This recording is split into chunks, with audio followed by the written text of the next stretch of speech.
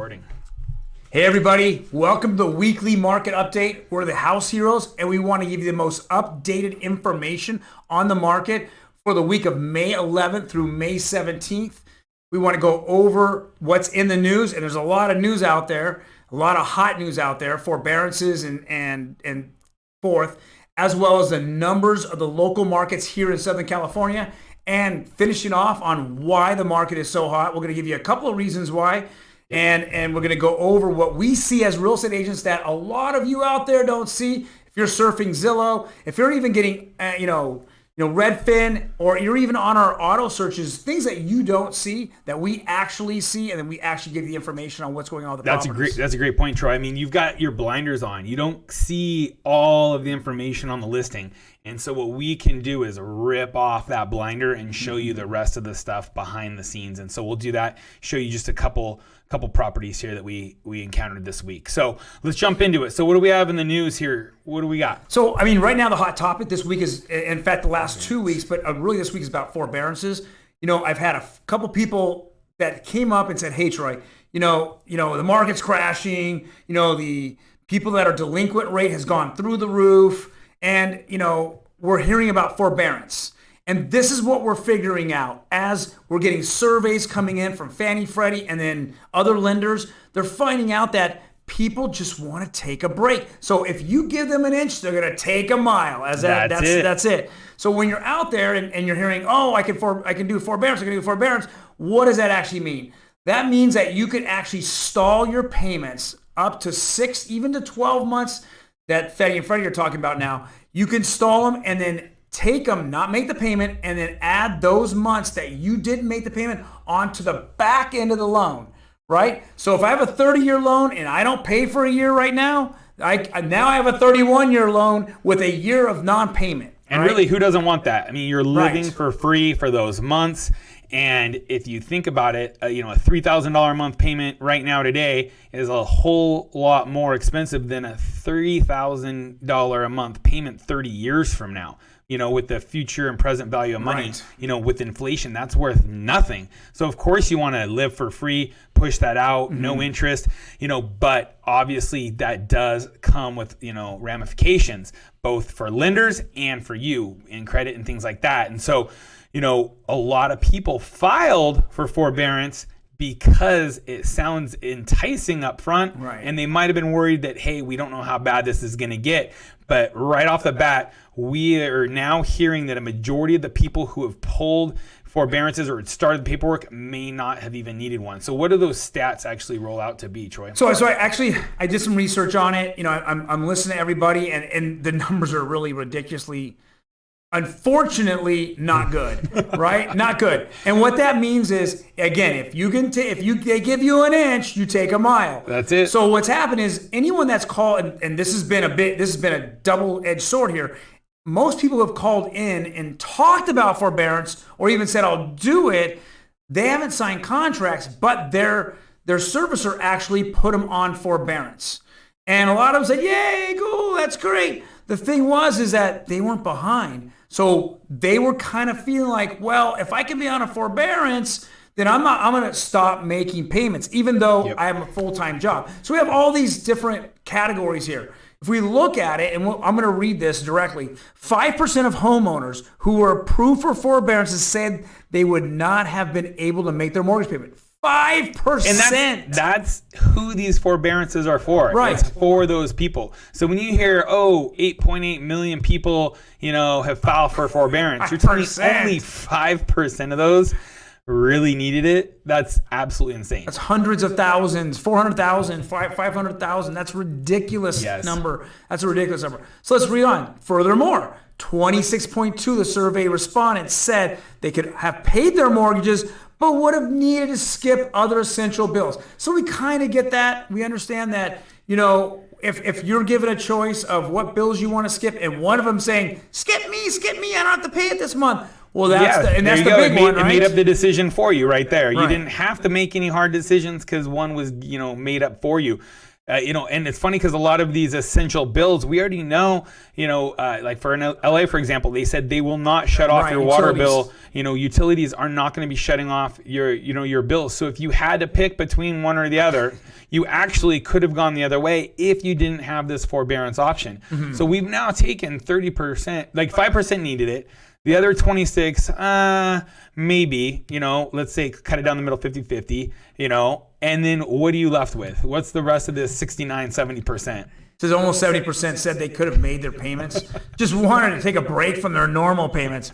Well, we all want to take breaks, right? We all would like to say, hey, let's put money away for a rainy day. I don't want to be an adult anymore. I'd like to go back. Can I stop adulting for a little while? Well, and some of the other numbers that came out in the study, 70% said they felt guilty by not making their payment. And we laughed about that because there's other studies that say how many people would feel guilty, cheating on their spouse or whatever. And it was less than 70%. So people actually feel more guilty, cheating on their mortgage than other things, other commitments in life. And here we are. This is what we're left with. Only 5% of these 8 million people who have filed for forbearances really even needed it. So when you hear these stats of all these forbearances, when you hear these stats of late pays and things like that, it's because they were given an option. It's not because that was their only option. Right. You got to look back, in 2006, 7, 8, when people are talking about, the last four, financial crisis. People, when they stopped making their payment, it's because they couldn't make their payment, and there were some strategic defaults, and they were saying, hey, you know what? I bought 4 of these homes. I don't really need any of them. I'm going to go rent for less. Things are different these days. These loans were fully underwritten. People have real money in them. They've got equity in them. They don't want to, bail and then go rent. They want to stay in their houses. It's a completely different mindset. And one of the biggest issue here is that you don't have to have a hardship. If you had to have an hardship and you had to prove it, then you would have saw this number dramatically go down. But when you simply call your servicer up or whoever's sending you the bills, and you don't have to give a hardship or a reason why. That's a great point. This is why we're in this mess right now. And to explain the hardship a little that Troy's talking about is normally if you need a forbearance, if you're trying to sell your house and you're upside down, you owe more than you're able to net out of the sale of your house. It's called a short sale. To get a bank to approve that, you have to show them that you're in a hardship. Otherwise, they won't allow it, or they will make you sign a note to pay them back later. So to get away with these things, you normally need a hardship. Right now, your one is not required. So it just makes it even easier. There are less hurdles to get this forbearance, and that's why so many people are running for these aisles. Yeah. All right, so I think we've hit the forbearance side. Yes. It's kind of embarrassing. I think as a whole in the United States, it's comical. We're taking advantage of the situation. Absolutely. That's what we do best as human beings, right? It's taking advantage of the situation. And for those 5% who really need it, that's why it's there. I'm glad they had the access to it. I'm not knocking the program or anything like that. It's just when you're hearing these numbers, people don't jump onto the doom and gloom bandwagon, because that's what the media puts out there, because they need to sell advertising. They need you to click through. They need the clickbait. But let's get real about these numbers. Right. So we're going to go over the numbers, and it's the numbers, right? We're going to go quickly through 4 counties. We're seeing a couple of trends that are starting to happen. We'll first start at Los Angeles County. The actives continue to go up in this county. Beep, beep, beep. The pendings are kind of leveling off, but they're pretty high up there. But the solds, which reflect the last 30 days prior, we're starting to see them kind of ease down a little bit. So we're seeing a little bit of a softening in Los Angeles County. And as we break the numbers down even further, we're seeing the softening at the 600,000 to 700,000 and plus market. It's softening. Entry level on every single county is red hot. Well, and it's funny. I'm looking at these average actives, and I'm like, this can't be true, because I've got 10 buyers I'm working with right now in LA County, and we're waiting every day, twiddling our thumbs. What else is going to come on in our price point in our area? And anytime one comes on, there's 10 offers and it's gone. There's no there's no increase in actives coming on in these entry level and move up price points. And so I know from diving through the numbers in deeper context, these actives, they are the upper echelon price points. They're the jumbo and above loan products that just aren't moving right now. That it's hard. Yeah, it's very hard to get a jumbo loan if you can find one.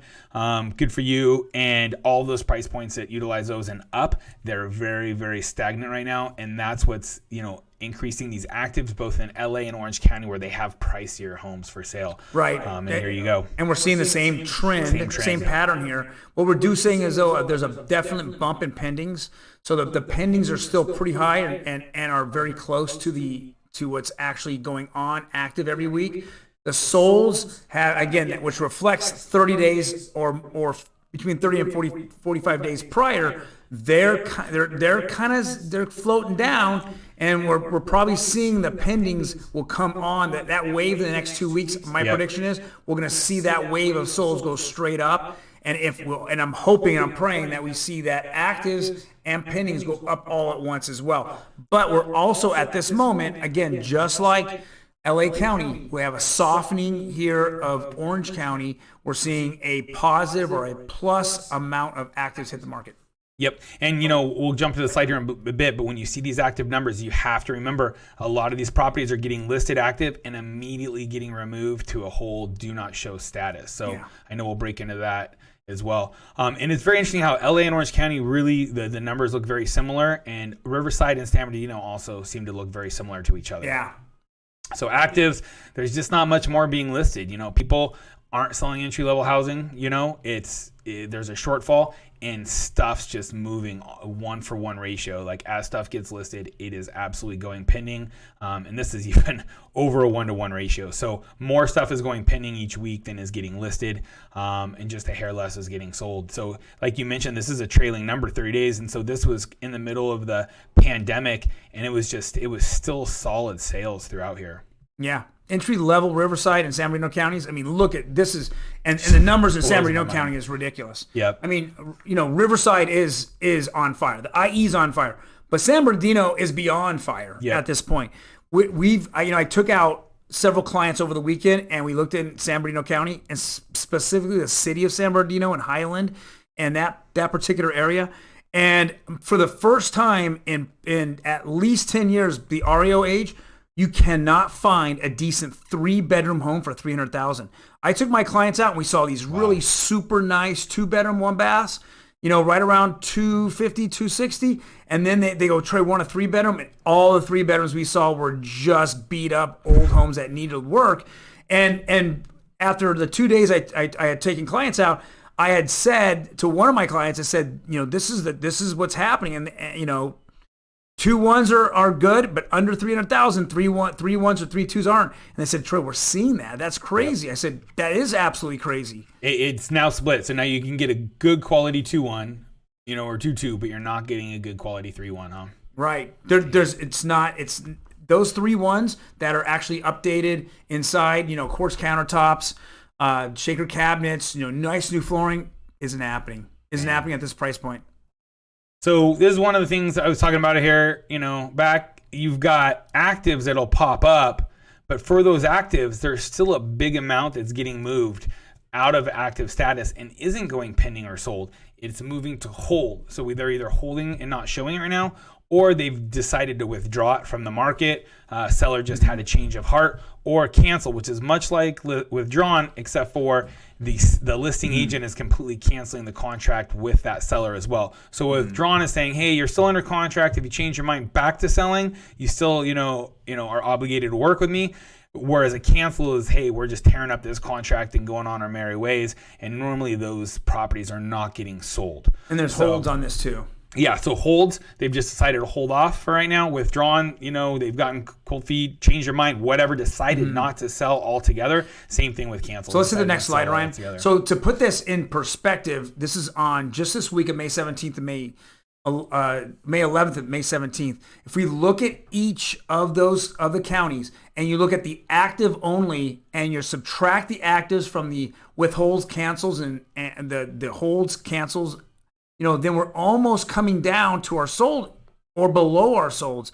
So if we're looking in LA, we're still actually bringing on more inventory than we're selling off, but it actually levels off on the pending, right? So future sales. So future sales. So anything that got active, that went active this week, so whatever active minus whatever was pulled off basically went pending. Right. So, obviously a few of those might fall out of escrow, but this sold number is going to be way higher.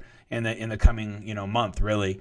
And then you're right. So you hit Orange County. It says Orange County, but you have Orange County. You've got Riverside and San Bernardino, and these counties here, when you take away the holds, withdrawals, and cancels, stuff that was listed but just can't sell, you are selling almost 2 for 1 in some of these areas for what you're listing, which means and that's why we're going down. We're going to be below 2 months of inventory in these, entry level and first to move up buyer tiers. So then I also want to go over a foreclosure weekly, the foreclosure amount. So these are active foreclosures on May 20th, which was yesterday.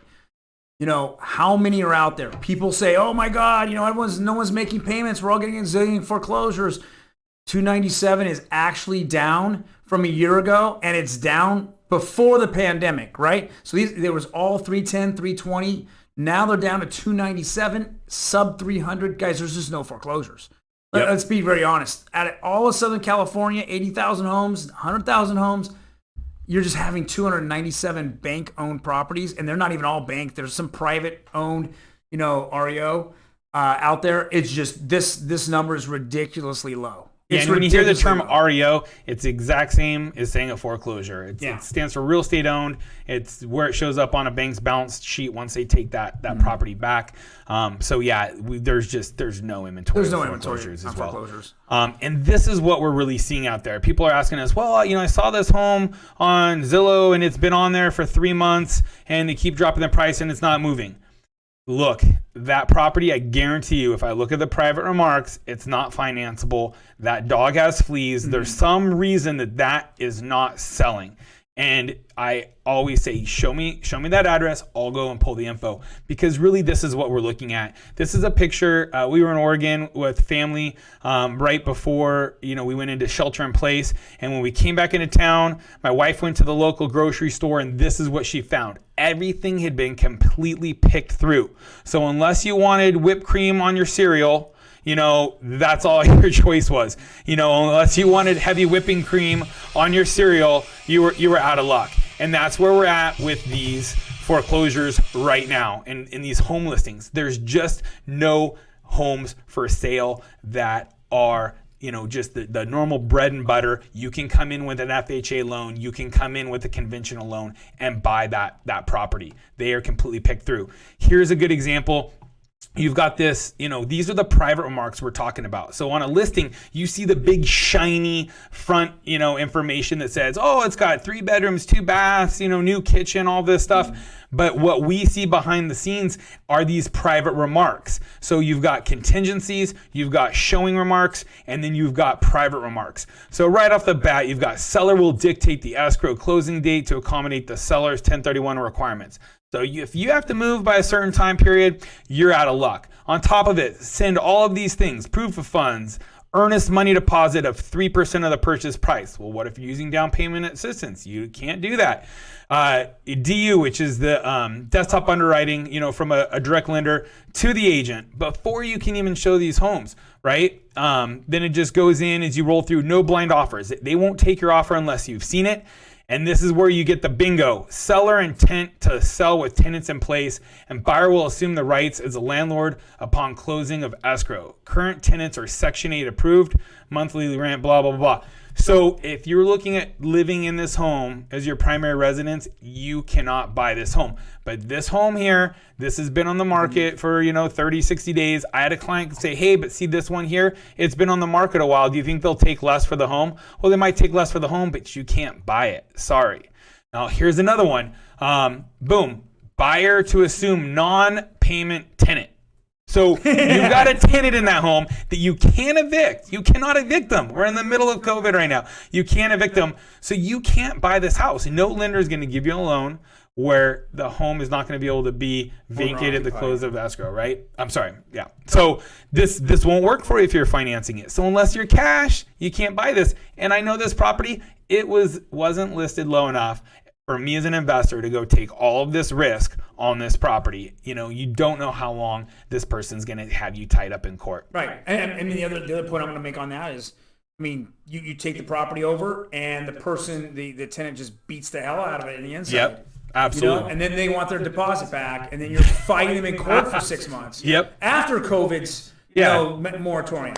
Yeah. Yeah, so you're in that one. I think was listed that they would take an FHA loan on it, right? So that was says conventional, but still, it ain't gonna happen. One of them I saw was listed that they would take an FHA loan, but then when you read the stats, you could not get an FHA loan on it.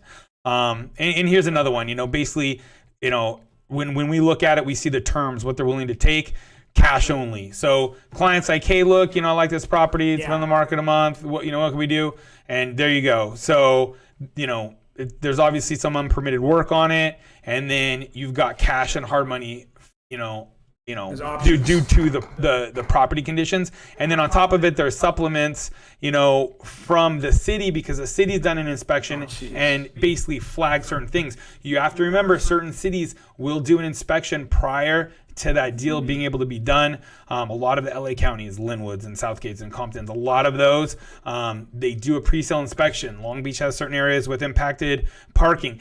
If you're not going to, pass that, a lot of these sellers want to push that burden onto the buyer, and they just can't take it on if they're getting a finance offer in a lot of these circumstances. So if you guys see something out there, it's been on the market 90 days, it's not because the market's getting soft. It's because that dog has fleas. That property has fleas for sure. Well, thank you everybody for joining us this week in our market update. We want to make sure you understand the market, what the news is. That's important for the week. And then we always point you back Tuesday Night Live. We go live every Tuesday on Facebook. Go check us out. We'll give you more updated information for this week that we're in right now, as well as some more hard-hitting real estate news and real estate information that we can give you to make you better informed decisions while you're out there looking for homes. Yep. Have a great Memorial Day weekend for everybody out there who's served in our military. Thank you very much. We definitely appreciate all of your sacrifices. And thank you, and God bless. Happy Memorial Day. Be safe.